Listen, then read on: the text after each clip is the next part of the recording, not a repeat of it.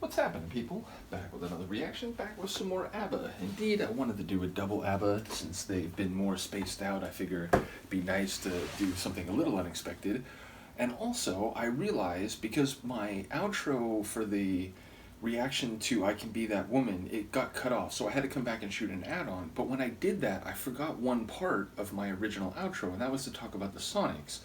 So just briefly, I enjoyed the way the Sonics in I Can Be That Woman allowed the vocals to tell the story. They weren't by any means low key or uninteresting, but they were sort of setting the stage for the vocals, and they didn't at any point overwhelm the vocals or become more forceful or powerful in the vocals. So I enjoyed the composition in terms of the storytelling and the way they allowed the vocals to truly take the lead. I did also enjoy the acoustic guitar when that came in the latter half of the track. So yeah, a cool track that allowed the vocals to do most of the narrative work, and the Sonics were more in support, it felt like. So the next tune is Keep an Eye on Dan.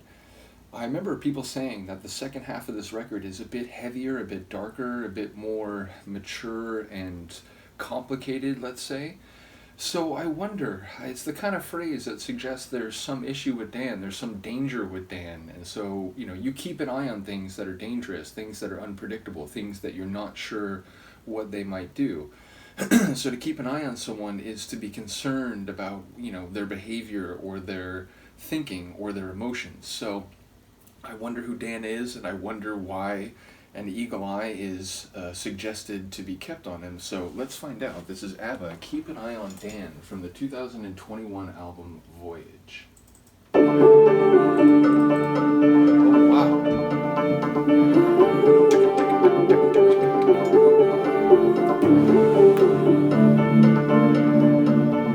I love this song.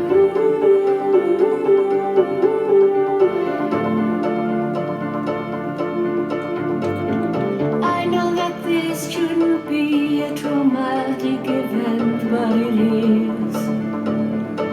And I feel so bad.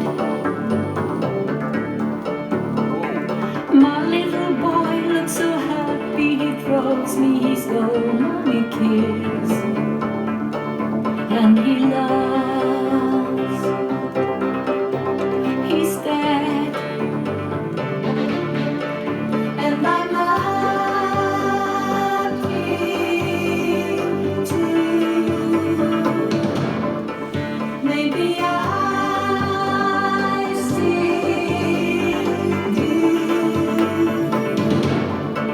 but it's over.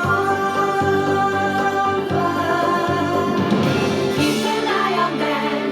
Promise me you can. He gets out of hand if you let him. So keep an eye on them. And don't forget, I'll be back on Sunday to get him. So keep an eye on them.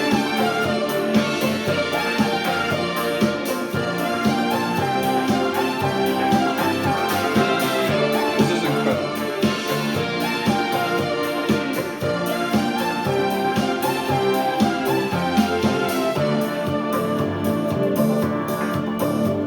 Certain that I'm out of sight, I pull over and turn off the car. And I bang the wheel. I can't believe that I'm actually ready to get up this far. Seeing how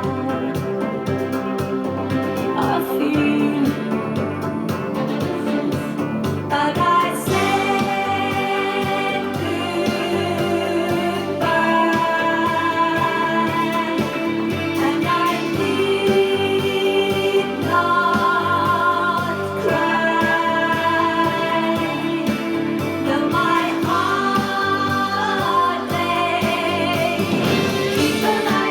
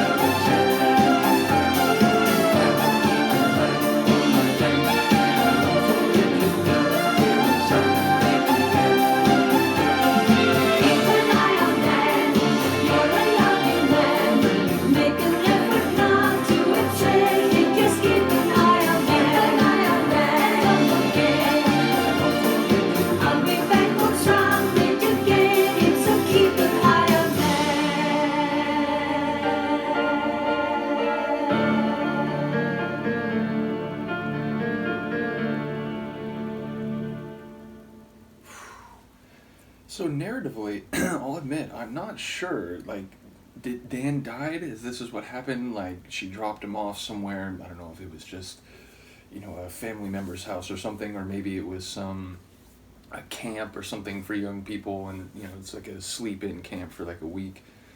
But yeah, she's supposed to be back on Sunday at 7 to get him. But then the pain. She's surprised that she's held it together so far, and she managed to say goodbye without crying. So, I wondered at first, is this she's going to be away for a long time, and it's like the psychology or the worry, especially if you have a kid who's known to be a bit, say, rambunctious. About what might happen. But I think there was the line that he dies. So then if I heard that right, it's the idea of knowing that there was a danger, and then still, despite the warning, something happened and he passed away, and it's feeling like everything, the bottom just dropped out beneath you emotionally in terms of your life. Like, how do you go forward? So if I heard that right, yeah, I can imagine part of the emotion of the song is, how is she keeping it together, and she's surprised that she's done it so long. So yeah, it felt like that had to be, because if he didn't die, then it feels like the emotion is I'm not quite sure why it's so intense and what's happening. Just, I get it, worry, but I feel like he had to have died.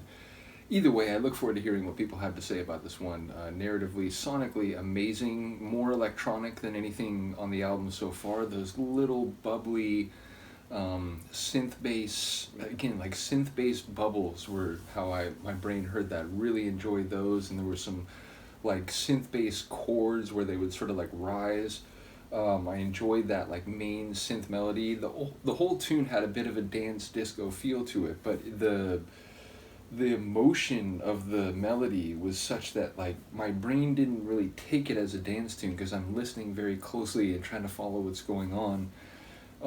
So it still hit me as a proper song. But I will say, when the guys' vocals were there doing those backing cycling vocals, that very much hit me the way that sometimes vocals do in trance or techno, meaning it almost becomes as much a part of the overall rhythmic cycle as it is words per se.